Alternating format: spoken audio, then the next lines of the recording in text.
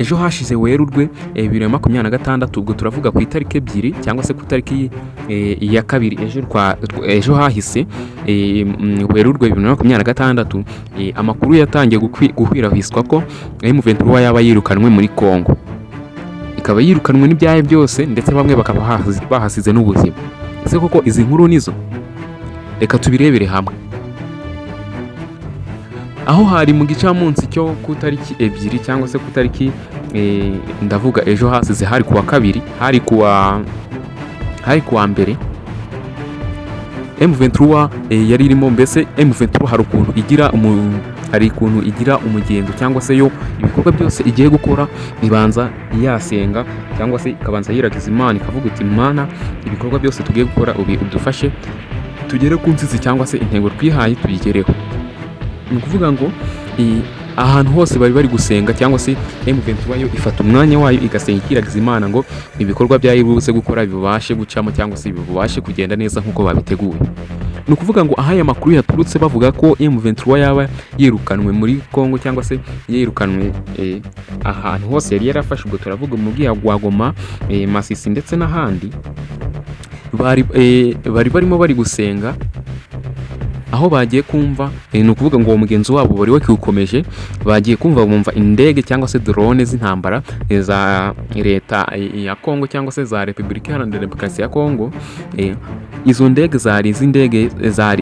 zari za FARDC, burumvikana ko ni zari z'ingabo za République Démocratique du Congo. Bagiye kubona barimo gusenga, babona drone zitangiye kurasa. Mu gutangira kurasa nta kindi bahoze, bahise bahagarika gusenga. Birumvikana ko ntabwo wasenga intambara iri kujya mbere. Ako kanya drone zabamishijemo urufaya rw'amasasu ndetse na bombe. Ako kanya nyuma y'iminota 2 aho ngaho bari bakambitse, hari hamaze gufa abantu 172 b'ingabo za M23.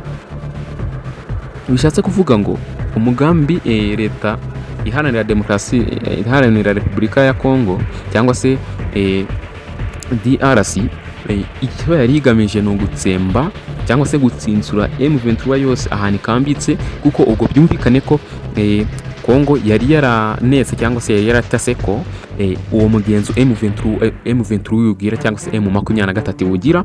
Niyo mpamvu yari ishatse kugira ngo ibice bose ibarimburire burundu ndetse n'abasigaye batatabe babura aho baje. Ese koko ibi bintu murabona byari bigushoboka koko M23 ikarekura uduce twose yafashe ikirukanwa burundu, kirukanwa muri Congo ku buryo nta n'intuza nta n'igisekuruza cyayo, nta gisigazwa cyayo cyari kusigaramo, bitewe n'uburyo ki cyangwa se ingabo za Congo zari zatatse. Ni ukuvuga ngo ejo bundi tuzi ko umuvugizi wa M23 w'Ingoma yarashwe n'ingabo za Congo mu gitero cya drone, ndetse mu bitero byakozwe na za drone z'abanyakongo, ndetse hagapfa n'abandi basirikari bari kumwe. Urumva ko Congo cyangwa se RDC ifite umugambi wo gutsinsura abayobozi bose cyangwa se abantu ibikomerezwa bya M23.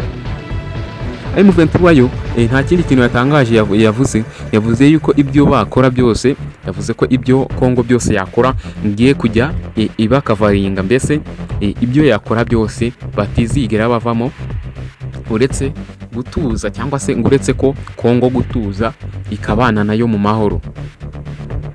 Ndetse M23 yongeye kuvuga ko bibaye ngombwa nuko n'umujyi wa Kampala yawufata abanyakongo mbese Congo yose bakayifata bakayigarurira kabya M23. Niyo mugambi M23 ifite. Naho Congo yo umugambi ifite umugambi wo kwirukana cyangwa se wo kwirukana M23 ngivire mu butaka bwayo. Ese koko mwe mubona byashoboka? Tuburiye muri comment mumbwire niba byashoboka. Gusa wibuke no gukanda subscribe kugira ngo tujye tubana kuri YouTube.